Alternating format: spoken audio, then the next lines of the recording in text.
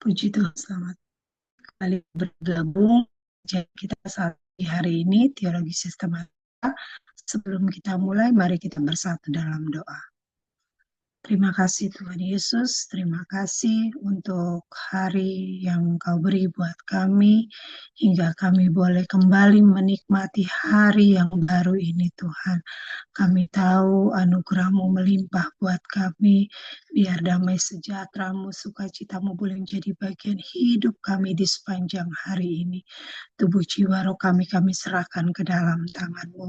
Terima kasih Tuhan Yesus yang baik, terima kasih. Segala puji, segala hormat kami naikkan kepadamu Tuhan Yesus. Kami mohon ampun juga selalu Tuhan. Ampuni segala salah dosa kami dari setiap perkataan, pikiran, perbuatan kami Tuhan. Ampuni kami biar hidup kami boleh dalam perkenanan-Mu Tuhan Yesus. Hingga Tuhan kami terus berfokus hidup kami pada karya salib-Mu yang luar biasa Tuhan Yesus yang Kau sudah kerjakan dalam kehidupan kami. Terima kasih Tuhan. Saat pagi hari ini kami mohon pertolongan-Mu, penyertaan-Mu, pimpinan-Mu Tuhan dalam ibadah Zoom kami saat pagi hari ini Tuhan.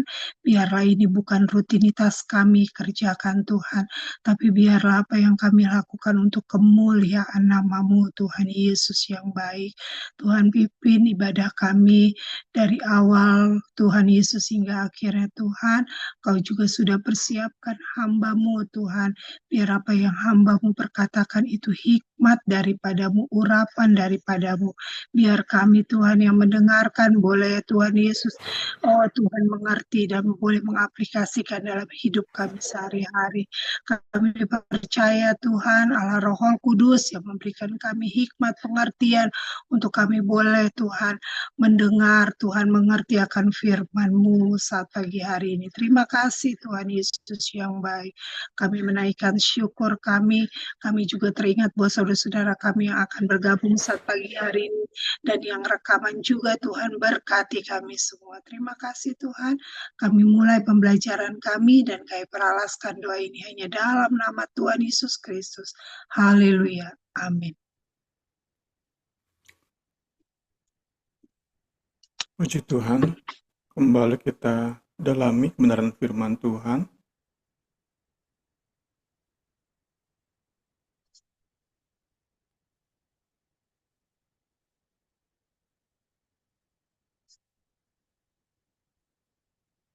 Keluar, Mak? Iya, Pak. Keluar.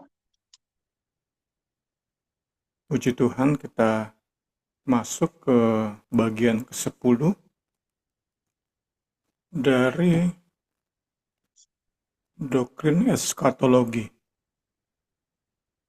Doktrin tentang akhir dari segala sesuatu. Setelah di 4 pertemuan kita bahas kerajaan 1000 tahun damai dan aniaya besar, pagi ini kita mau melihat bahasan penghakiman terakhir.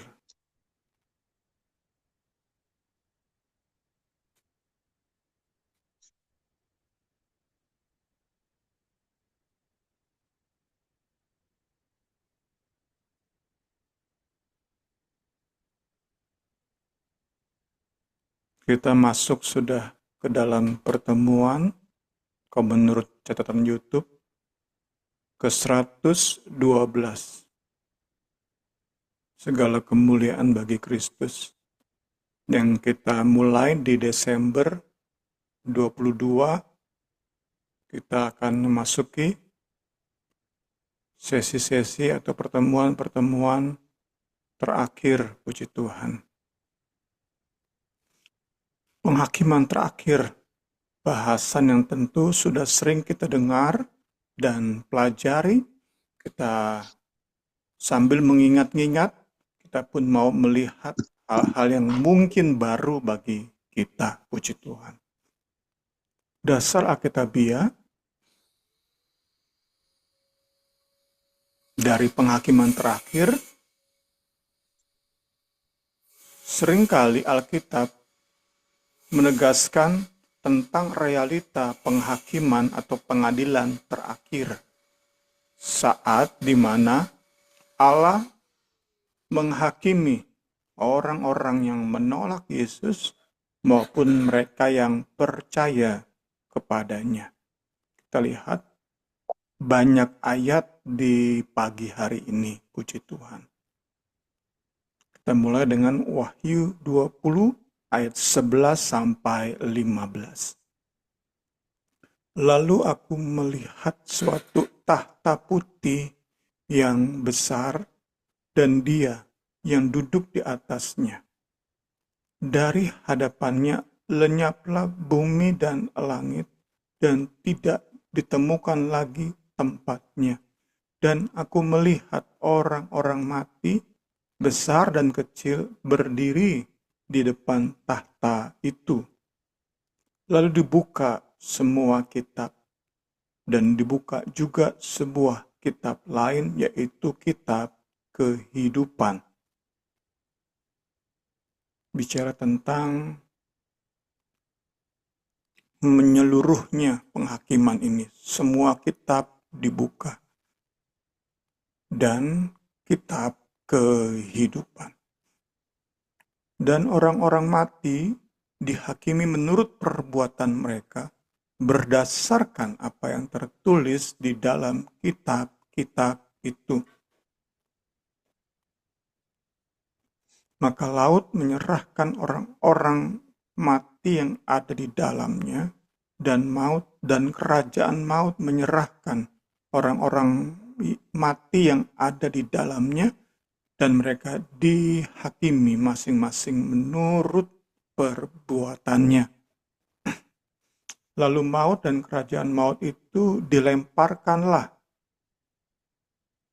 ke dalam lautan api. Itulah kematian yang kedua, lautan api. Dan setiap orang yang tidak ditemukan namanya tertulis di dalam kitab kehidupan itu, ia dilemparkan ke dalam lautan api itu. Kemudian kita lihat kisah para rasul 17.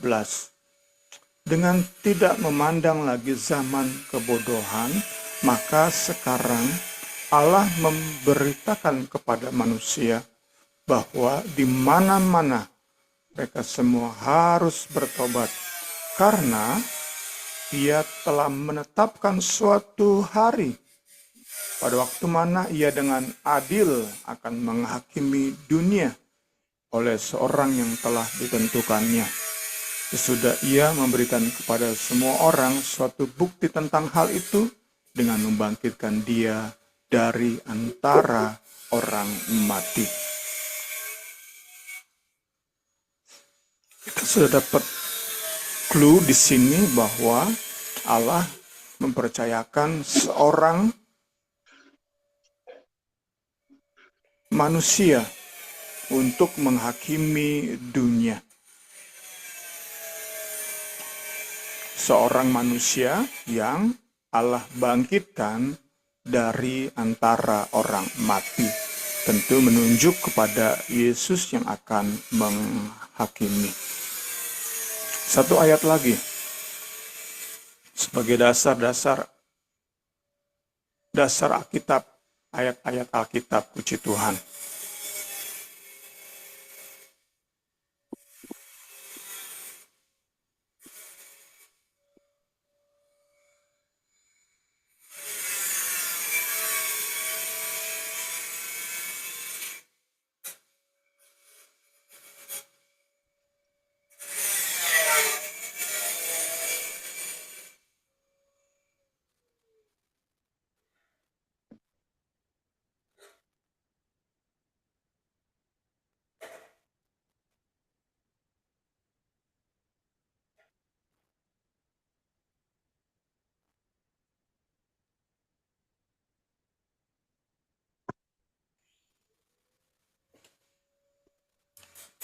Udah mah?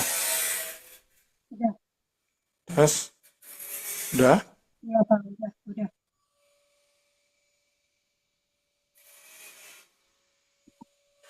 Maaf, masih ada sistem yang belum kita atau saya mengerti.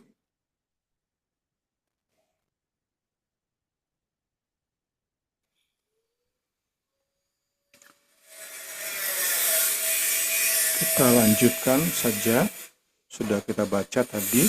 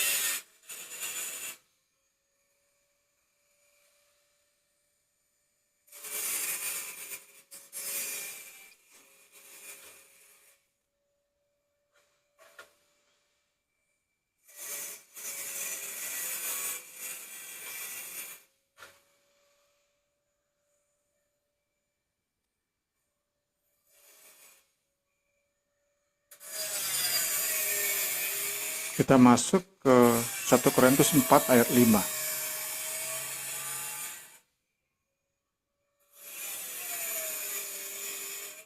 Sebagai ayat-ayat yang menjadi dasar penghakiman terakhir.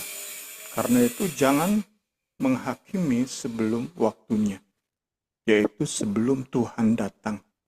Ia akan menerangi juga apa yang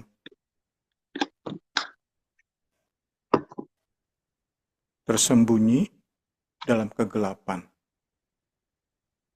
Dan ia akan memperlihatkan apa yang direncanakan dalam hati. Maka tiap-tiap orang akan menerima pujian dari Allah. Ya, ini ayat-ayat yang bicara tentang penghakiman terakhir.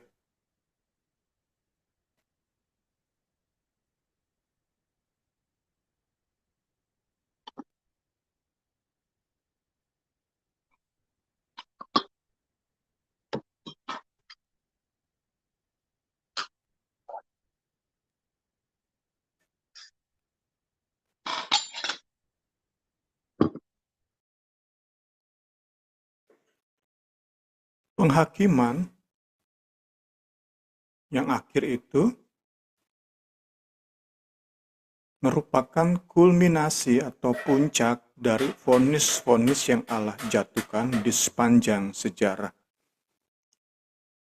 Yaitu saat ia memberi upah kepada orang-orang benar dan menjatuhkan hukuman pada orang-orang jahat.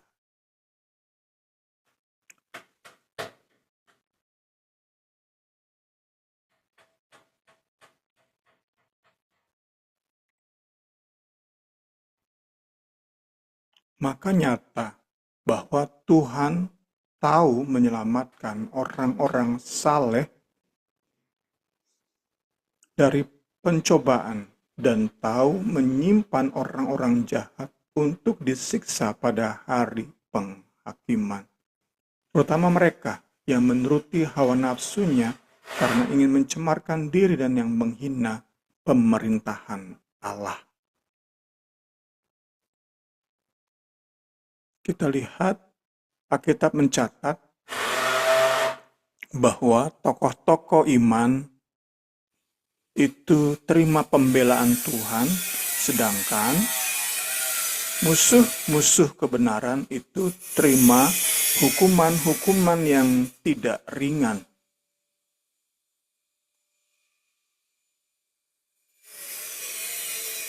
Penghakiman terakhir merupakan kulminasi atau puncak dari dua hal tadi. Orang-orang benar diluputkan, orang-orang jahat dihukum. Kita lihat bersama bagaimana Alkitab menyelamatkan Abraham, Ishak, Yakub, Daniel, Sadrak, Mesak, Abednego. Namun Allah menghukum orang-orang dengan air bah, dengan pengacauan bahasa di Menara Babel. Tentang pengacauan bahasa ini, kita perlu renungkan, terlebih kita yang sedang membangun persekutuan. Kita perlu renungkan, sehebat apapun kita jaga kekompakan, kalau Tuhan tidak berkenan, pasti akhirnya ada perpecahan dan kekacauan. Terbukti di Menara Babel, mereka benar-benar dikatakan bersepakat bangun Menara Babel. Namun saat Tuhan menghukum, kacau sudah. Kita perlu menjadi orang-orang yang terus mengandalkan Tuhan. Kemudian penghukuman lainnya, bumi hangus atas Sodom dan Gomora. Tentu ada hukuman-hukuman lain lagi. Puji Tuhan. Penghakiman terakhir merupakan kulminasi atau puncak dari vonis yang Allah jatuhkan di sepanjang sejarah kemanusiaan. Berulangnya Alkitab mencatat penghakiman terakhir ternyata disalah tafsirkan oleh beberapa kelompok. Salah satunya berasal dari pandangan dispensasi, yaitu kaum yang membedakan Israel dengan gereja.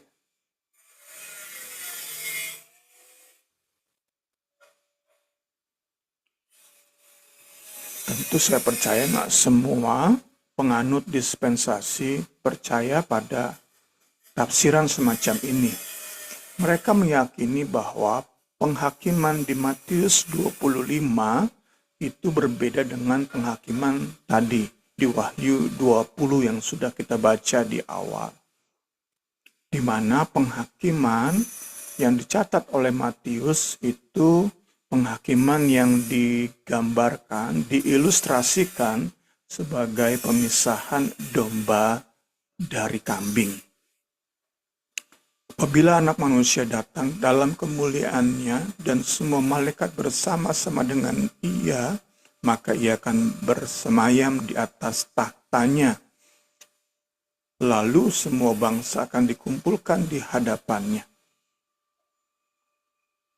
Dan Ia akan memisahkan mereka daripada seorang, sama seperti gembala memisahkan domba dari kambing. Tampaknya karena ada kata bangsa, maka mereka menamakan Matius 25 ini penghakiman bangsa-bangsa. Mereka meyakini bahwa penghakiman ini terjadi setelah aniaya besar sebelum masuk ke kerajaan 1000 tahun damai. Di situ Allah menghakimi bangsa-bangsa berdasarkan bagaimana mereka memperlakukan Israel di masa aniaya besar.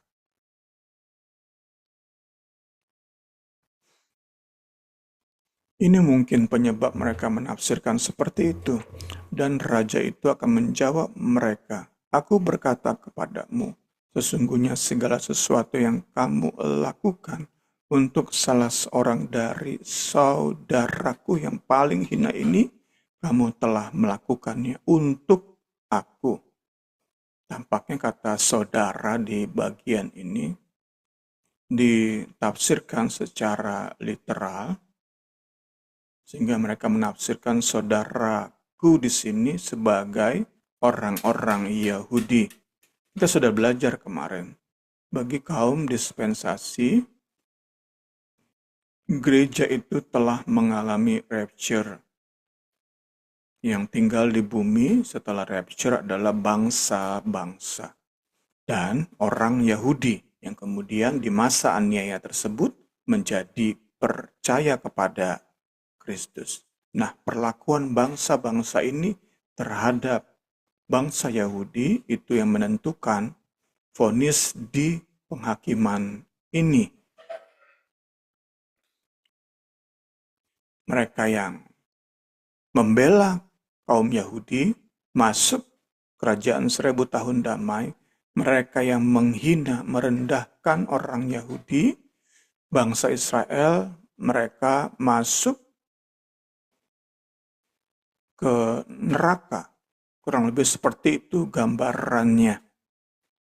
Tentu pemahaman seperti ini yang membuat banyak sekali orang menjadi takut untuk tidak setuju terhadap pemerintahan Israel saat ini di bawah kepemimpinan Benjamin Netanyahu.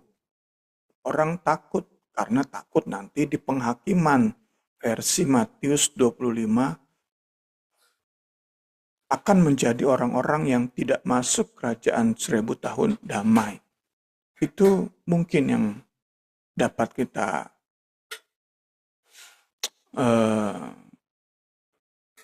dapat dari tafsiran seperti ini. Jadi menurut mereka ada 3 macam penghakiman yang terpisah. Pertama, penghakiman bangsa-bangsa, pengadilan Kristus, baru penghakiman terakhir. Kita lihat yang menjadi dasar pengadilan Kristus itu 2 Korintus 5 ayat 10. Sebab kita semua harus menghadap tahta pengadilan Kristus, supaya setiap orang memperoleh apa yang patut diterimanya sesuai dengan yang dilakukannya dalam hidupnya ini, baik ataupun jahat. Jadi sekali lagi ada 3, mereka pisahkan penghakiman yang Allah lakukan di akhir zaman. Apa yang dipegang oleh buku ini adalah bahwa ketiga bagian ayat tadi, Matius 25, 2 Korintus 5, Wahyu 20, itu bicara pada pengadilan yang sama, pengadilan terakhir. Jadi Matius 25 kita melihatnya sebagai deskripsi saja, ilustrasi dari penghakiman yang sama. Karena kita lihat bahwa Matius 25 pun bicara tentang vonis yang bersifat kekal. Bukan vonis versi atau untuk masuk kerajaan 1000 tahun damai. Tentu istilah 1000 menunjuk pada waktu tertentu. Sedangkan Matius 25 ayat 4-6 itu menunjuk pada sesuatu yang bersifat kekal. Puji Tuhan, puji Tuhan. Menurut Alkitab, kapan penghakiman terakhir terjadi? Ya karena premil historis melihat Wahyu 20 secara literal, kita sudah bahas kemarin, tidak seperti Reform, Calvinis yang melihat Wahyu 20 secara simbolik. Karena kaum premil, kita melihat Wahyu 20 secara literal, maka Wahyu 20 itu memiliki urutan. Setelah milenium terjadilah penghakiman terakhir. Kita lihat beberapa ayat di Wahyu 20. Berbahagia dan kuduslah ia yang mendapat tempat bagian dalam kebangkitan pertama itu. Kematian yang kedua tidak berkuasa lagi atas mereka. Tetapi mereka menjadi imam-imam Allah dan Kristus, akan memerintah sebagai raja bersama-sama dengan Kristus 1000 tahun lamanya. Wahyu 20 kita lihat secara literal. Setelah kerajaan 1000 tahun damai, ada pemberontakan iblis yang keluar dari jurang yang tidak memiliki dasar. Setelah pemberontakan, baru penghakiman terakhir. Ini ayat-ayat yang sudah kita baca. Wahyu 20 ayat 11-15 sudah kita baca di awal tadi. Jadi kita lihat berdasarkan Wahyu 20 kronologisnya adalah kerajaan 1000 tahun damai alias milenium, pemberontakan, iblis, penghakiman terakhir. Puji Tuhan. Bagian selanjutnya, nature, penghakiman terakhir. Pertama, nature-nya adalah di penghakiman tersebut, Yesus Kristus yang akan menjadi hakim yang memberi keputusan. Allah Bapa memberi kuasa kepada Yesus Kristus, anak manusia, untuk menghakimi. Tadi sudah kita lihat clue-nya di bagian awal. Di Kisah Para Rasul 17 ayat 30 sampai 31.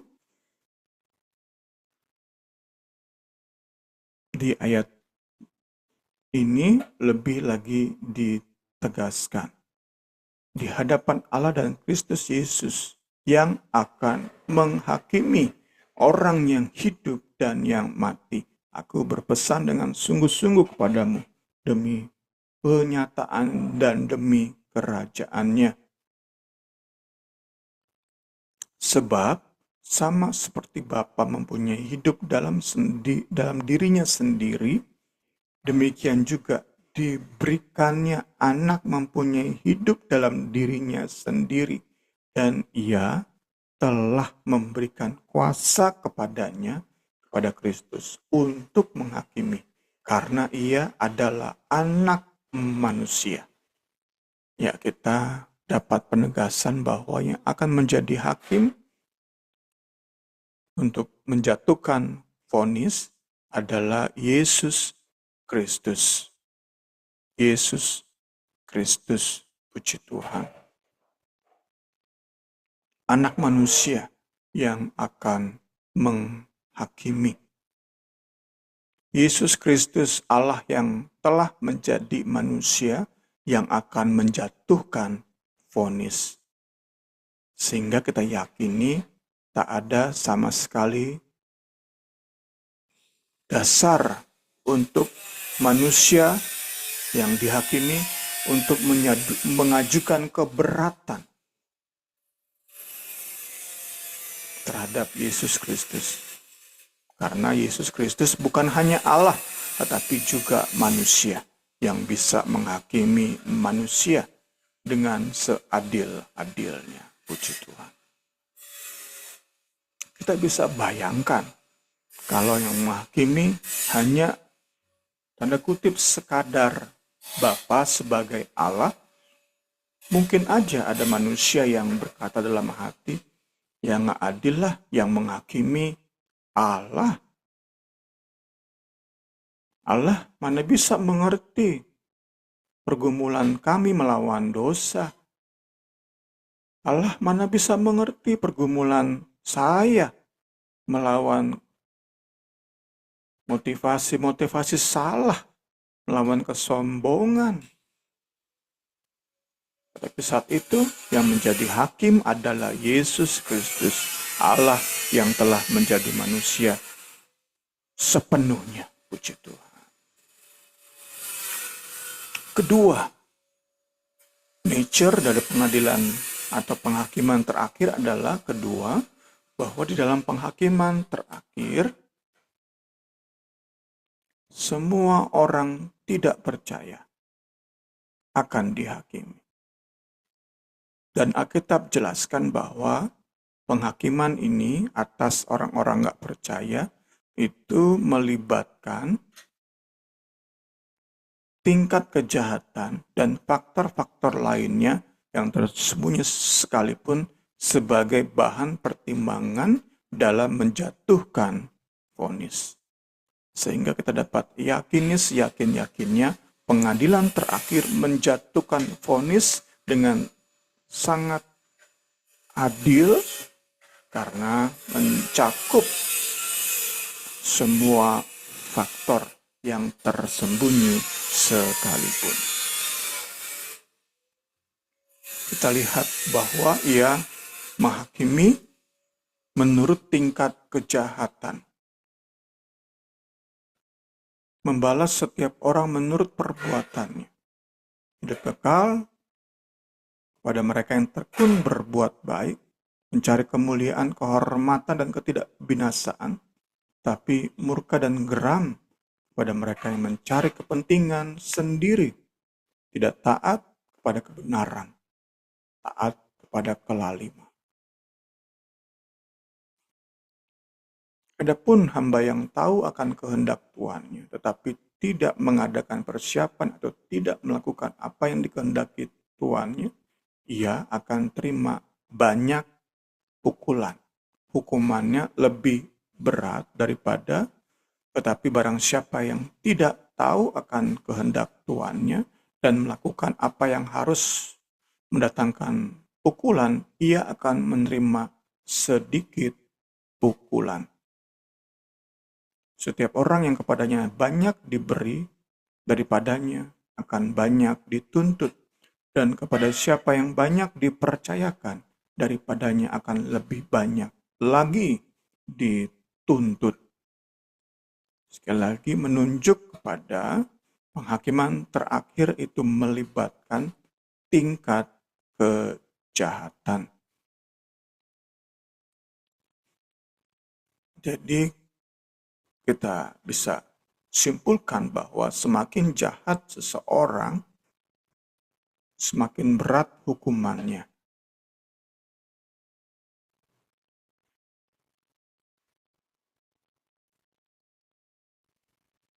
Hal itu akan nampak pada hari Allah sesuai dengan Injil, menghakimi segala sesuatu yang tersembunyi dalam hati manusia oleh Kristus Yesus.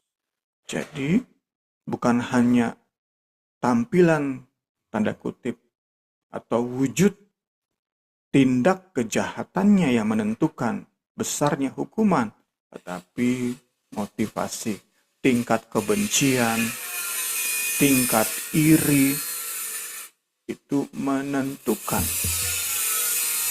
seberapa berat hukuman yang akan diterima oleh orang-orang tidak percaya. Kita lanjut. Ketiga, bahwa di dalam penghakiman terakhir, semua orang percaya pun akan dihakimi. Bukan hanya orang-orang yang tidak percaya, tetapi orang-orang percaya pun akan dihakimi. Jadi kita bisa melihat sepertinya ada dua jenis penghakiman terhadap orang-orang tidak percaya untuk dihukum berdasarkan derajat kejahatan mereka, dan kedua adalah penghakiman atas orang-orang percaya untuk menentukan upah. Sepertinya ada dua, tetapi kita bisa pahami di bagian kita ini bahwa itu terjadi sekaligus di satu penghakiman. Sama-sama hakimnya adalah Kristus Yesus. Puji Tuhan. Sekali lagi, tentu bukan untuk menjatuhkan penghukuman. Karena di dalam Kristus tidak ada penghukuman.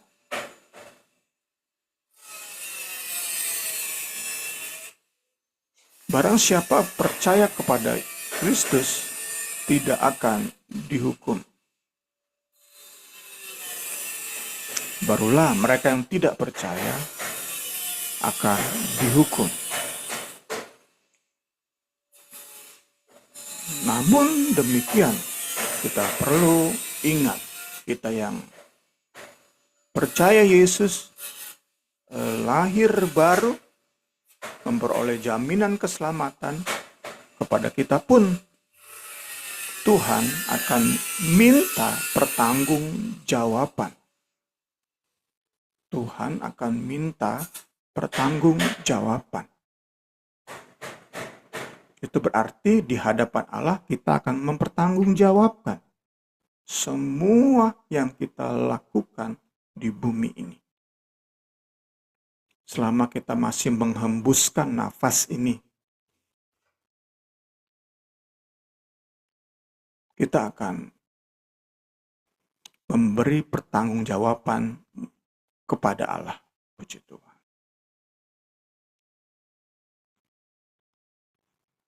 Dan semua bangsa telah marah, tetapi amarahmu telah datang, dan saat bagi orang-orang mati untuk dihakimi, dan untuk memberi upah pada hamba-hambamu, nabi-nabi, dan orang-orang kudus, dan kepada mereka yang takut akan namamu.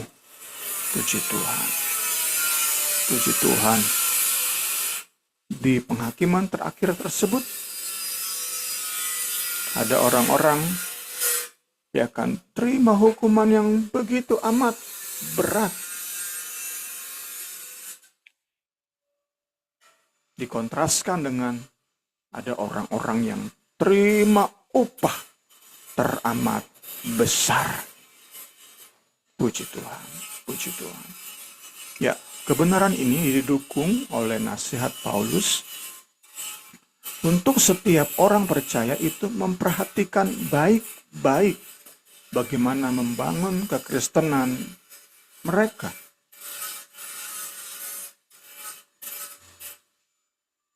Dengan kepandaian yang diberikan Allah, saya sebagai ahli bangunan sudah letakkan fondasi dasar. Orang lain akan bangun di atas dasar ini. Peringatan atau nasihat Paulus, setiap orang harus memperhatikan baik-baik bagaimana ia membangun di atas fondasi itu. Jadi bukan sekadar bangun, atau kita yang rekan-rekan yang bekerja di kantor nggak asal beres kerjaan. Oh enggak. Paulus nasihatkan di sini, perhatikan baik-baik bagaimana kita menyelesaikan setiap tanggung jawab kita. Nggak asal jadi. Setiap apa yang Tuhan percayakan, sungguh-sungguh kerjakannya dengan sekuat tenaga. Bukan kita fokus pada kuantitas. Asal kita punya banyak pelayanan, maka kita akan mengharapkan banyak upah. Enggak. Yang Paulus tunjuk di sini adalah perhatikan bagaimana kamu membangun.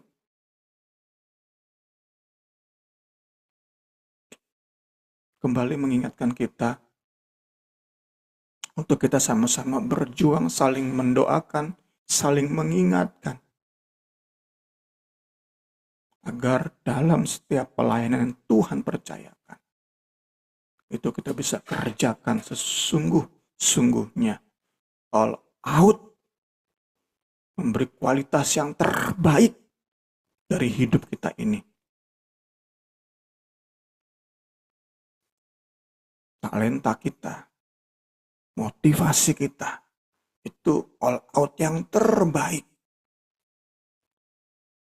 Tentu di sisi lainnya adalah kita pun perlu punya keberanian untuk berkata tidak, no, terhadap pelayanan yang nantinya akan membuat kita asal-asalan. Karena kita memang nggak bisa di situ. Ini kan sisi lain. Kita ambil dengan sembarang saja pelayanan-pelayanan yang ditawarkan kepada kita. Kita harus tanya pada Tuhan. Itulah salah satu wujud bukti nyata kita memperhatikan bagaimana kita membangun di atas dasar Kristus dan para rasul. Puji Tuhan. Puji Tuhan. Karena kita diingatkan oleh Rasul Paulus, entahkah orang membangun di atas dasar ini dengan emas, perak, batu permata, kayu, rumput kering, atau jerami. Sekali kelak, pekerjaan masing-masing orang akan nampak. Karena hari Tuhan akan menyatakannya. Sebab ia akan nampak dengan api.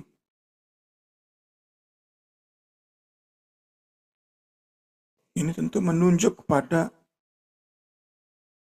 sangat adilnya penghakiman terakhir. Sekali lagi itu mengingatkan kita. Stop kita memperbanyak pelayanan yang asal-asalan. Nggak ada artinya. Sia-sia semua waktu kita, tenaga kita, pikiran kita. Sia-sia semua. Mari kita fokus pada beberapa pelayanan yang bisa kita kerjakan sungguh-sungguh menghasilkan kualitas yang terbaik dari hidup kita ini. Puji Tuhan, sehingga saat diuji oleh api, pekerjaan kita itu tahan uji. Dan jika demikian, kita akan mendapat upah. 1 Korintus 3 ayat 12 sampai 14. Ya, pertanyaan berikutnya yang bisa menjadi bahan refleksi adalah seperti kemarin dengar YouTube-nya Pendeta Ezra Soru.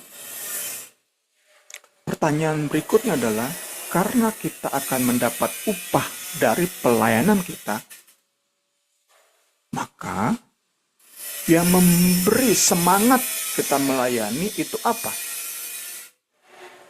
Apakah karena akan mendapat upah atau karena cinta kita kepada Kristus yang sudah berinisiatif menyatakan kasih-Nya dengan melimpahkan segala berkat rohani dalam hidup kita?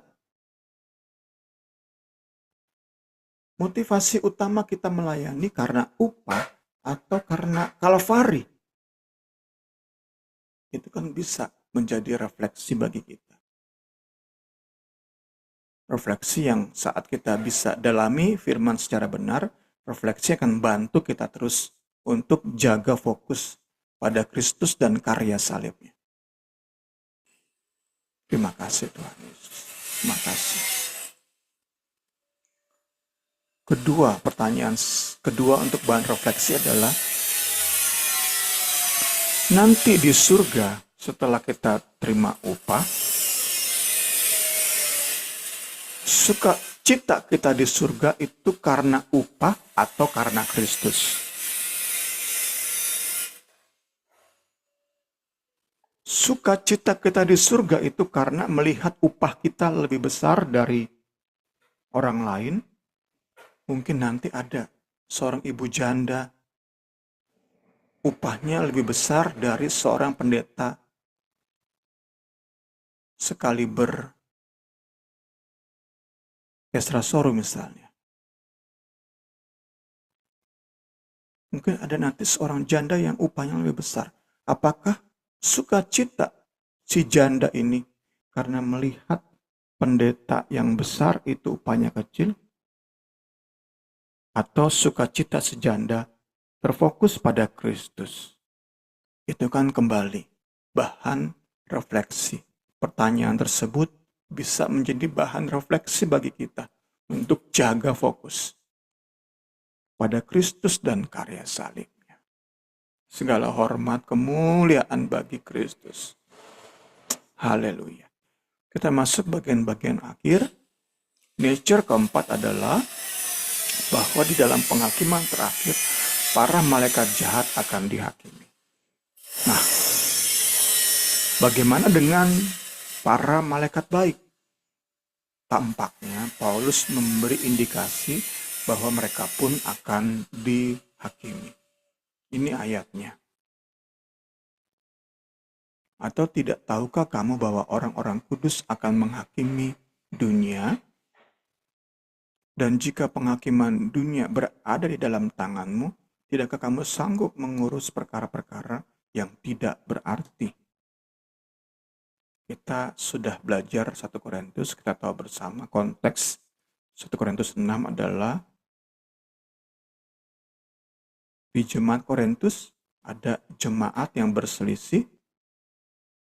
Mereka nggak bisa temukan jawabannya di para pimpinan gereja Efesus, sehingga mereka mengadukan kasus mereka ke pengadilan kota Korintus, yang hakimnya adalah bukan orang Kristen. Itu konteks atau background dari ayat ini. Kita lanjut. Tidak tahukah kamu bahwa kita akan menghakimi malaikat? Jadi apalagi perkara-perkara biasa dalam hidup kita sehari-hari. Ya bisalah seharusnya, idealnya, masalah-masalah internal gereja tentu bisa selesai dalam gereja. Gak perlu bawa ke pengadilan negara. Ya ini tentu harus disikapi secara benar. Saya pribadi belajar.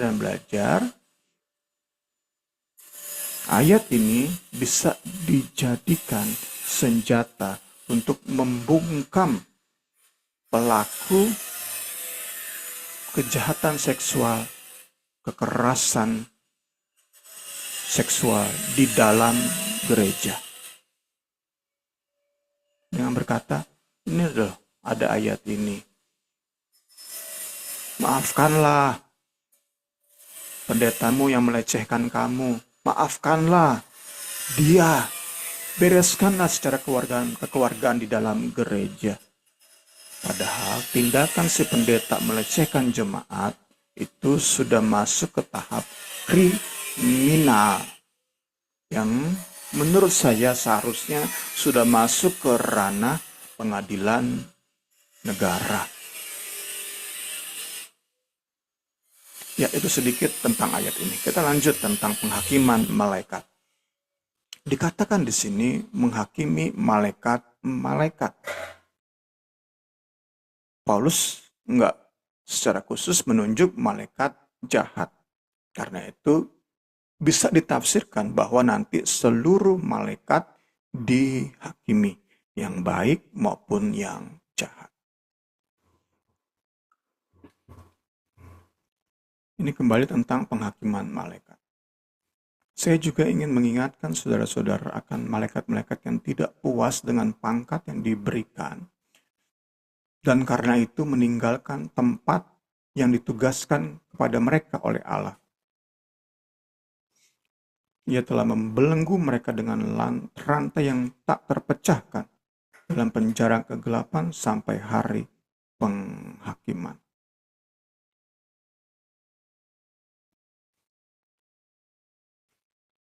Menegaskan bahwa malaikat-malaikat akan dihakimi. Terakhir, puji Tuhan. Nature kelima adalah bahwa di dalam penghakiman terakhir, orang-orang percaya gereja akan turut berperan dalam menghakimi. Entah job desk kita apa dalam bantu Kristus, putuskan. Jatuhkan vonis, entah apa, peran kita, job desk kita, tetapi Alkitab jelaskan bahwa gereja punya peran.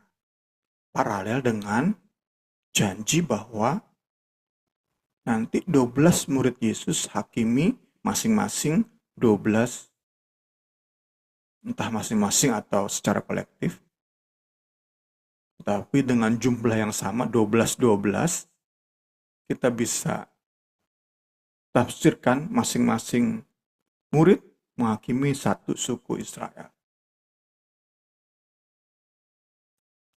Kita lihat dasar-dasar ayat untuk menutup pembelajaran kita pagi hari ini. Aku melihat tahta, orang-orang duduk di atasnya.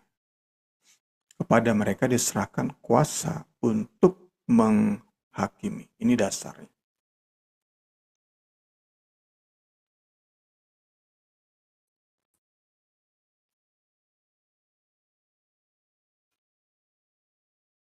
Ya, terakhir kata Yesus kepada mereka, "Aku berkata kepadamu, sesungguhnya pada waktu penciptaan kembali, apabila Anak Manusia bersemayam di tahta kemuliaannya, kamu yang telah mengikut aku akan duduk juga di atas 12 tahta untuk menghakimi ke-12 suku Israel."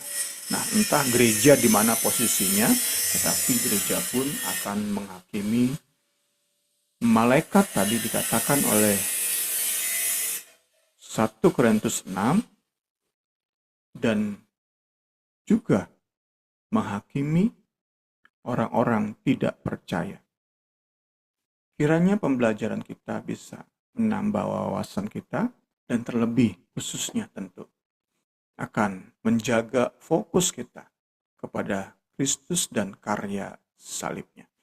Kenapa? Ya karena kita nggak terima penghukuman hanya karena Kristus telah mati bagi kita. Seharusnya kita menjadi orang-orang yang dihukum berdasarkan tingkat kejahatan kita.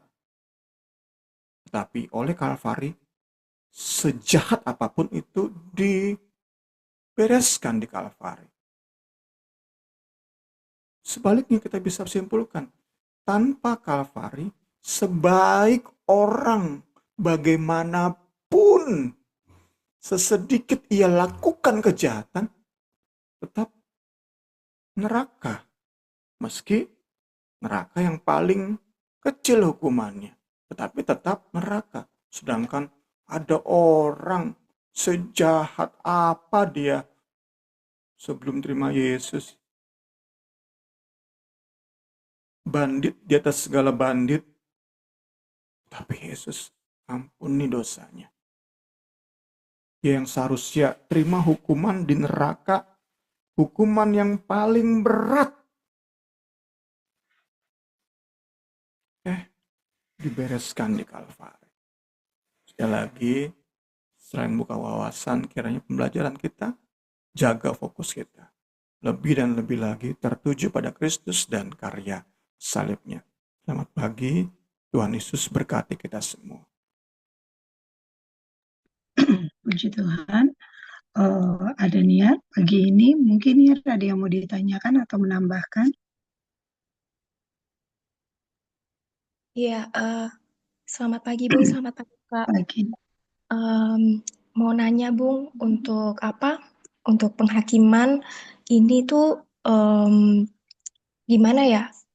Apakah penghakiman nanti itu seperti misalnya kalau kita di dunia ini penghakiman di akhirnya nanti itu kita tuh selalu ditanyain tentang semua tentang dosa kesalahan gitu, dikulik-kulik-kulik seperti itu, atau di sisi lain tuh kita tuh juga bisa menerima apa ya, kemuliaan, menyaksikan cinta Kristus lewat hari penghakiman itu. Jadi semuanya tuh nggak melulu tentang tentang kita berdosa, tentang kita berbuat salah begini begitu, tetapi semua apa yang terjadi itu Tuhan juga singkapkan seperti itu. Seperti misalnya ketika kita bertemu dengan Kristus nanti tuh ada dua orang gitu yang kita ceritakan itu, misalnya ada yang seperti wanita bersalin, kaget gitu, ada yang menanti-nantikan seperti wanita menantikan mempelai pria, dan itu adalah hari yang ditunggu-tunggu gitu. Saya nggak tahu tentang penghakiman itu bayangannya gimana ya, apa seperti di dunia yang semuanya tentang kesalahan kita aja gitu, walaupun pada akhirnya dalam Kristus nanti kita menang, tapi saya juga membayangin gitu, ada saat-saat dimana saya tuh merindukan gitu hari penghakiman, karena yang lemah tuh bisa dikuatkan. Oh, yang apa sih, orang-orang yang misalnya nggak pernah punya jawaban terhadap segala sesuatu, terhadap doanya, semua tuh disingkapkan. Jadi cinta Tuhan, kemuliaan Tuhan itu juga ada ketika hari penghakiman itu. Itu pertanyaan yang pertama. Dan kedua tuh mungkin nggak pertanyaan ya, tapi saya mau nambahin tentang pelayanan gitu. Em, untuk apa ya, untuk melihat kebenaran ini, Bung Semi bilang bahwa kita memberikan yang terbaik, pelayanan kita, potensi diri kita, tapi nggak tahu kenapa tadi pagi tuh saya tuh merenungkan sesuatu yang mana ternyata pelayanan tuh nggak cukup gitu, Bung. Jadi banyak orang yang pelayanan, pelayanan, pelayanan gitu. Ada gereja yang pelayanan, pelayanan, pelayanan. Tapi ternyata mereka tuh nggak punya Kristus gitu dalam hati mereka. Pikiran mereka tuh jauh dari kemuliaan Tuhan. Mereka nggak ngerti gitu. Dan apa ya? Mereka bahkan nggak menaruh pikiran pada perkara-perkara di atas. Cuman fokusnya pelayanan, memberikan yang terbaik. Dan banyak sekali ada permusuhan yang mana itu jauh dari apa ya? Apa sih cinta Kristus yang mana tuh jauh dari apa yang saya bayangkan dan saya harapkan secara pribadi seperti itu. Jadi menurut saya yang lebih juga sangat-sangat lebih penting adalah mengenal Kristus secara pribadi, hidup dalam Kristus, menghidupi segala kebenaran-kebenaran Tuhan Yesus. Itu aja, Bung. Terima kasih. Tuhan Yesus berkati.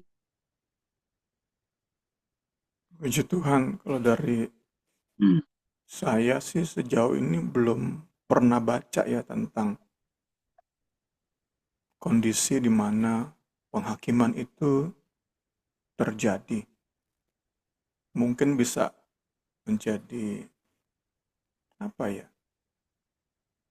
Imajinasi kita masing-masing, tentu imajinasi yang terkontrol berdasarkan apa yang sudah kita belajar. Kalau saya sih seperti itu ya Niar ya. Mungkin saja nanti setiap orang akan menceritakan bagaimana Yesus menemui mereka, menghampiri mereka,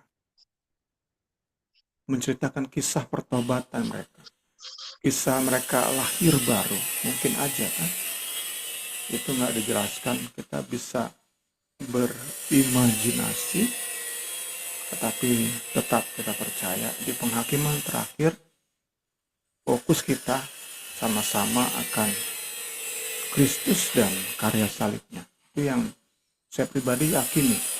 Fokus kita, cerita apapun, kesaksian apapun yang akan kita share, fokusnya adalah Kristus. Fokusnya adalah Kalvari.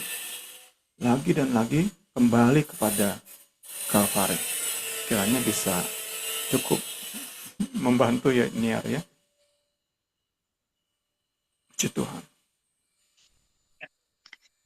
Puji Tuhan. Puji Tuhan. Terima kasih Niar untuk penambahannya. Biarlah kita sama-sama pelayanan kita hanya fokus kepada Tuhan. Jangan sampai kita ini yang biar katakan soal pelayanan di saat kita melayani, tapi kita nggak dikenal sama Tuhan, kita kosong gitu ya. Saya pernah dengar khotbahnya siapa ya, hamba Tuhan tapi Heru itu, maksudnya kadang-kadang kita pelayanan ternyata kita tuh udah mati gitu rohani kita, karena pelayanan kita hanya untuk tampil, hanya untuk diakui orang gitu. Jangan sampai pelayanan kita juga seperti itu. Kita biarlah belajar terus, fokus kita kepada Kalvari yang sudah karyanya luar biasa dalam hidup kita. Ya, kita akan tutup pembelajaran kita pagi ini. Nanti hari yang berdoa ya, Niar. Iya, Kak. Mari kita berdoa. Bapa dalam surga, kami berterima kasih ya Tuhan untuk kebenaran firman-Mu yang boleh kami terima, boleh kami hidup ya Bapa di pagi hari ini. Tuhan Yesus, Tuhan kami bersyukur Tuhan untuk kebenaran bahwasannya penghakiman ya Tuhan Yesus, keadilan Tuhan akan Engkau tegakkan ya Bapa. Engkau ya Tuhan Yesus yang melihat kami, yang mengadili ya Tuhan Yesus, kami semua anak-anak-Mu ya Bapa. Tuhan secara manusia, kami banyak kelemahan ya Bapa, kami banyak kekurangan ya Tuhan Yesus.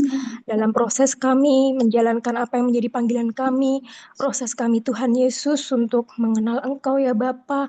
Dan kami Tuhan Yesus hanya butuh Tuhan Yesus, penyertaan Tuhan, butuh jamahan-Mu ya Bapa, agar kiranya kami boleh ya Bapa, kami bisa finish segala perjuangan kami ya Tuhan Yesus dengan mahkota kebenaran yang boleh kami terima ya Tuhan Yesus.